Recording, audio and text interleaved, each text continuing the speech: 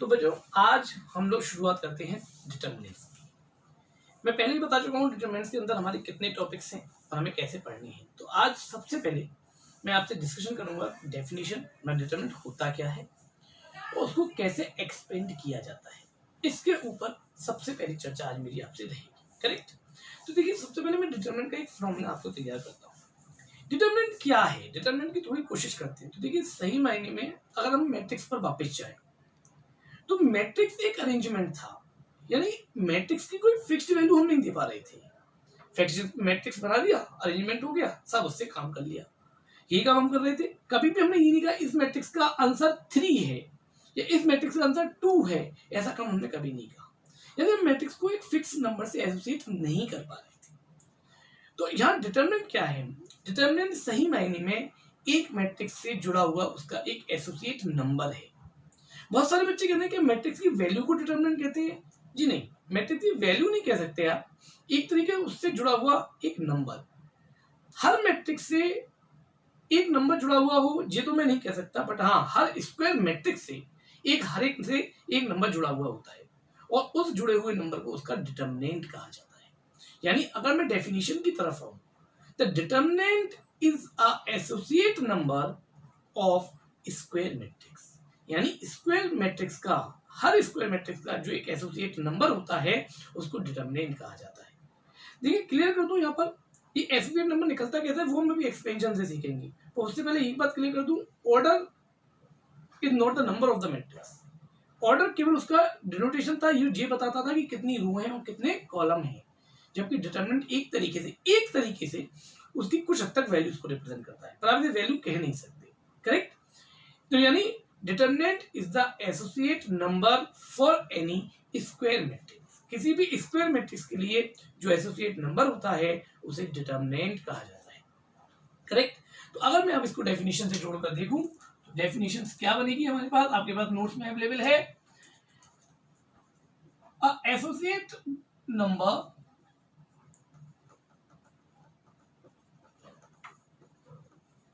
Of any square matrix, ध्यान रखिएगा determinant exist only for the square matrix, of any square matrix is called determinant. क्या कहलाता है? Determinant कहलाता है। एक बात ठीक। फिर बात आई, मैं यहां पर लिखता हूं लेट कैपिटल ए भी any matrix, then determinant of A is denoted by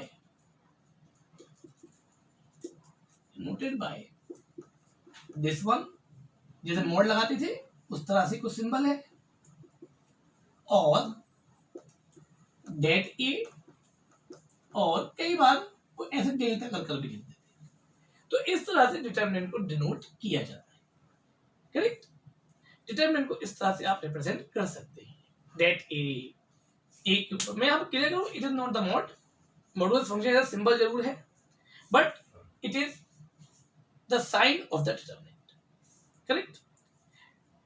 यहां पर आकर कुछ बच्चों ने मुझसे क्वेरी की, बोले भैया क्या डिटर्मिनेंट ऑफ अ मैट्रिक्स हमेशा पॉजिटिव नंबर होता है, क्या रियल नंबर होता है, किस तरह का होता है? तो देखिए भैया determinant of a matrix positive भी हो सकता है, नेगेटिव भी हो सकता है, जीरो भी हो सकता है, रियल नंबर भी हो सकता है, इमेजिनरी नंबर भी हो सकता है, रेशनल भी हो सकता है, इरेशनल भी हो सकता है, कुछ भी तरह का हो सकता है, डिपेंड करता है उस मैट्रिक्स के ऊपर। अगर वो मैट्रिक्स रियल नंबर की नंबरों से बनी हुई है तो ऑब्वियसली बात है रियल नंबर में आएगा। अगर वो मैट्रिक्स पॉलिनोमियल से बनी है तो ऑब्वियसली बात है उसका डिटर्मिनेंट पॉलिनोमियल्स में आएगा। अगर वो मैट्रिक्स इमेजिनरी नंबर से बनी है या कॉम्प्लेक्स नंबर से बनी है तो उसका डिटर्मिनेंट है वो ऑब्वियसली कॉम्प्लेक्स नंबर आएगा। तो आप ये नहीं कह सकते कि डिटर्मिनेंट इज ऑलवेज पॉजिटिव या डिटर्मिनेंट इज ऑलवेज नेगेटिव, ऐसा आप नहीं कह सकते। तो मेरी बात पहले क्लियर हो गई। तो अब बात आई कि डिटर्मिनेंट निकलेगा कैसे। बहुत देर से अगला बच्चा डिटर्मिनेंट अभी फाइंड आउट कैसे करेंगे, थोड़ा इसके ऊपर हम लोग आते हैं। ठीक है, इसको हम एक्सपेंशन ऑफ द डिटर्मिनेंट के नाम से जानते हैं। एक्सपेंशन ऑफ अ डिटर्मिनेंट,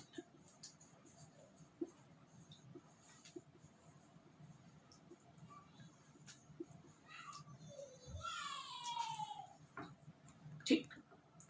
चलिए मैं आपको एक्सपेंशन ऑफ अ डिटर्मिनेंट एक एक कर सबसे पहले 1/1 ऑर्डर, फिर 2/2 ऑर्डर, फिर 3/3 ऑर्डर, ऐसे करके हम लोग काम शुरू करेंगे। करेक्ट? तो देखेंगे ध्यान से, सबसे पहले ऑर्डर लिया है मैंने 1/1,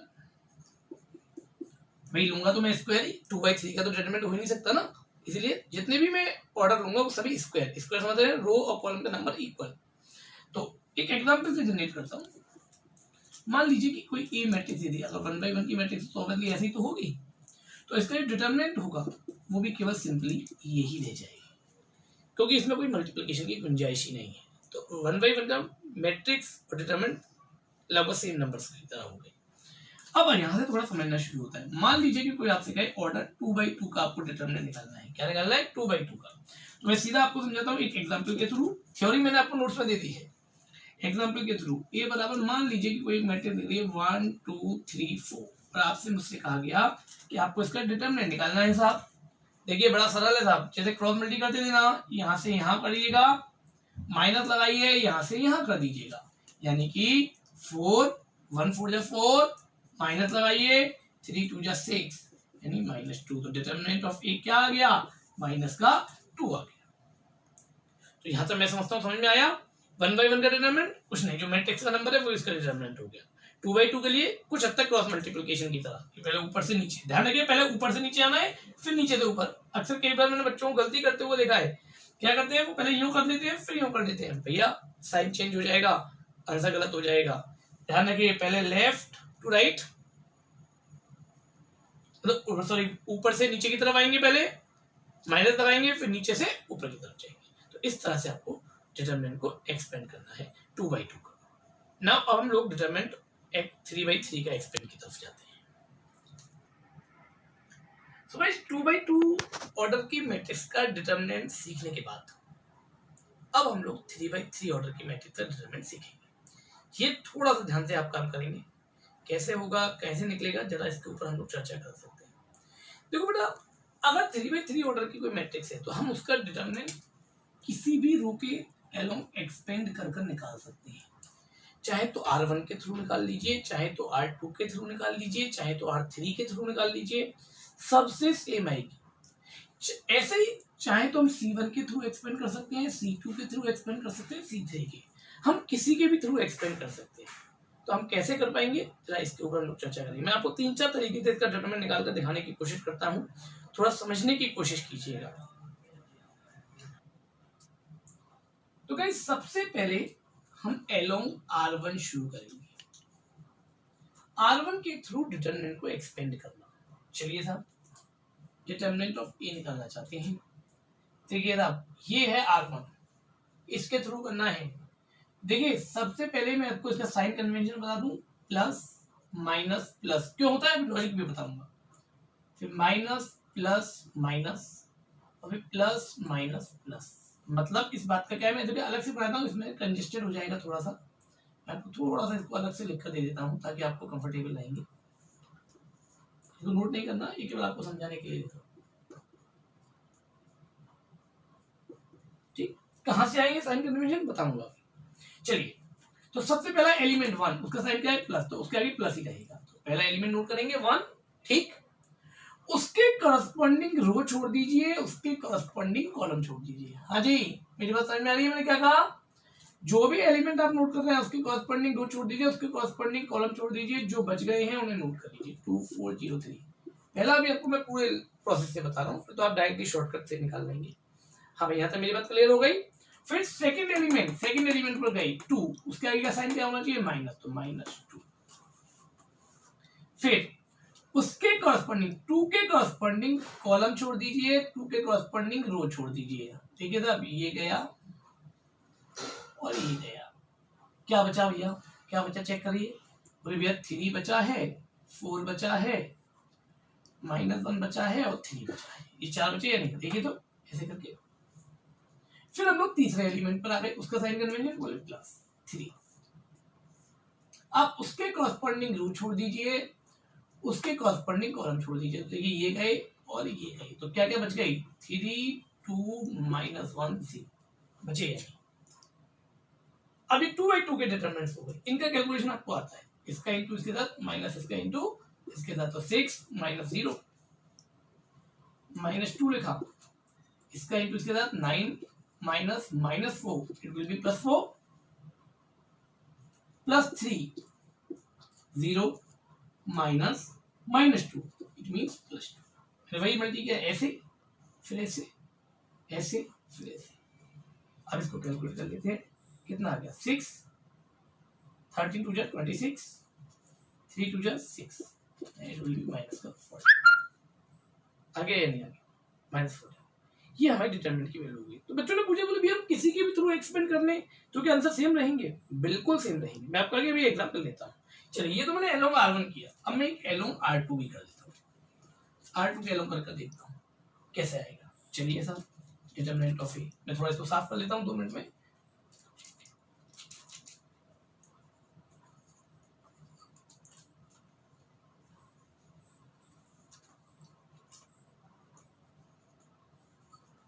ठीक, चलिए R2 ढूंढ लीजिए। R2 कहाँ है?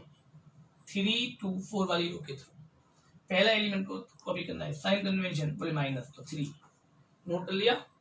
देन उसके क्रॉसपॉन्डिंग फिर वही बात, कॉलम छोड़ दीजिए रो छोड़ दीजिए, कॉलम छोड़ दीजिए रो छोड़ दीजिए। हाँ जी जरा चेक कीजिएगा, ये मैंने कॉलम छोड़ देना है, ये मैंने रो छोड़ देनी है। क्या रह गया 2 3 0 3 रह गया कि नहीं रह गया? 2 3 0 3 करेक्ट। अब मैं सेकंड एलिमेंट पर पहुंच गया हूं R2 के पर, क्या लिखना है साइन कन्वेंशन ++2। अब ये खत्म और ये खत्म, तो क्या बचा 1 3 1 3 -1 3।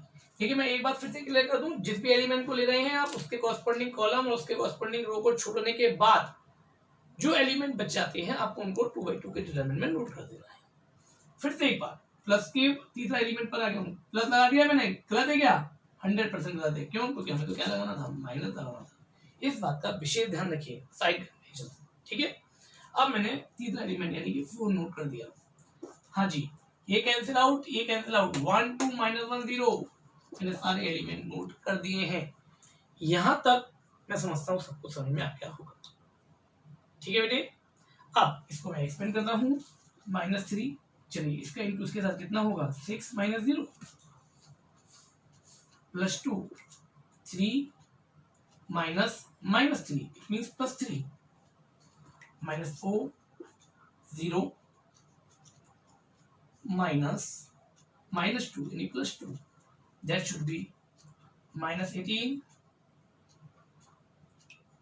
+12 -8।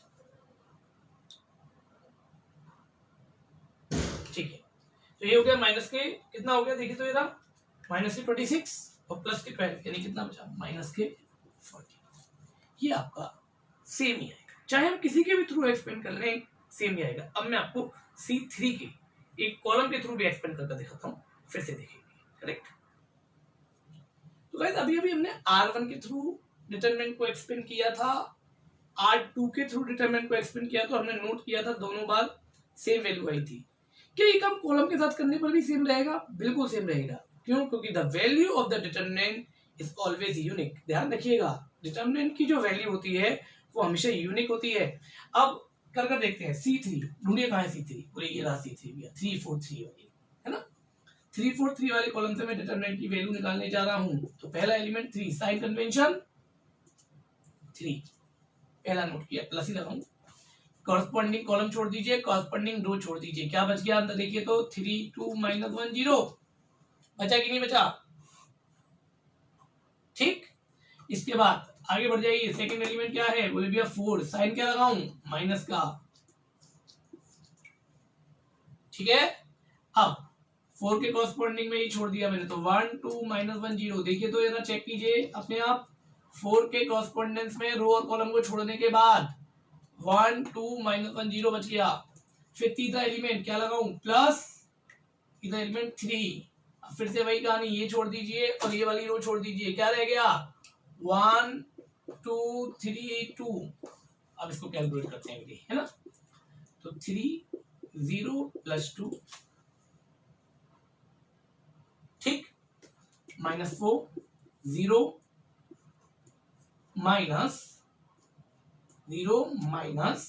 -2 यानी +2 plus 3 2 minus 6. That should be 6. This is minus 8.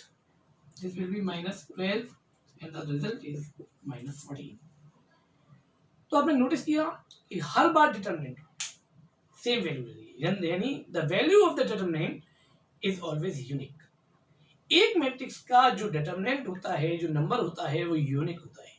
चाहे आप किसी के भी थ्रू एक्सपेंड कर ले तो उसकी वैल्यू सेम ही रहेगी। करेक्ट? यहां तक हमने एक्सपेंशन को सीख लिया। अब बच्चों के दिमाग में क्वेरी आ रही है कि बोले ये साइन कन्वेंशन, हम तो कंफ्यूज हो जाएंगे। देखिए, लर्न करने वाली बातें तो आपको सीधा बताऊं, ऑल्टरनेटिवली चलना है। Plus minus plus, minus plus minus, plus minus 1, मतलब प्लस से शुरू करना है और साइन चेंज करते हुए चले जाइए। तो ये तो लर्न करने वाली बात होगी। बट इसके पीछे का लॉजिक क्या है? तो इसके पीछे का एक लॉजिक होता है, एक वर्ड होता है मेरे बच्चों, जिसको हम कहते हैं प्लेस वैल्यू फैक्टर। ये प्लेस वैल्यू फैक्टर क्या होता है? ये होता है -1 की पावर i प्लस j। -1 की पावर i प्लस j मतलब हर एलिमेंट के आगे उसके साथ डिटरमिनेंट खोलते समय उसका प्लेस वैल्यू वेक्टर चलता है। अब प्लेस वैल्यू फैक्टर को अगर मैं ध्यान से देखूं तो जैसे इस एलिमेंट की बात करता हूं, इस नंबर के एलिमेंट की, तो इस नंबर का एलिमेंट क्या हुआ? e11, भाई पहली रो पहला कॉलम, यानी ib1 jb1। तो जब मैं इसमें यहां पर लगाऊंगा ib1 jb1 तो -1 की पावर 2 यानी +1 आएगा, यानी केवल +1 आएगा। तो +1 होने का इंटू मतलब प्लस हो गया। अच्छा, इसका एलिमेंट को नोट करूं तो देखो जरा क्या एलिमेंट का नंबर आएगा? a12 आएगा कि नहीं? और जब मैं यहां पर 1 और 2 डालूंगा, a11 के लिए ये तो हो गया, अब मैं a12 के लिए डालूंगा तो क्या होगा? -1 की पावर 1 + 2, दैट शुड बी -1 की पावर 3, दैट इज -1। यानी आप एक बार नोटिस कर रहे हैं, जहां जहां एलिमेंटों का रो और कॉलम का सम इवन है वहां वहां तो प्लस है या नहीं? चेक कर लीजिए किसी को भी पर्टिकुलरली। मान लीजिए इसको ले लेते हैं, इसका नंबर क्या है? a31, 3 + 1 कीजिए, कितना आ गया? 4, इवन है। तो जहां जहां रो और कॉलम का सम इवन है वहां वहां तो क्या आ रहा है? प्लस। ऑब्वियसली बात है, क्योंकि जब भी -1 की पावर इवन होगी प्लस ही आना है।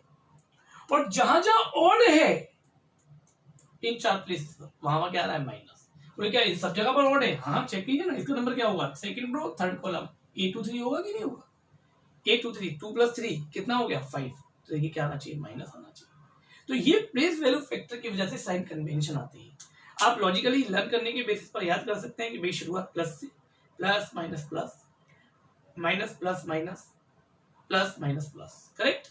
दूसरी एक और बात, यहाँ एक चीज जोड़ूंगा थोड़ी सी।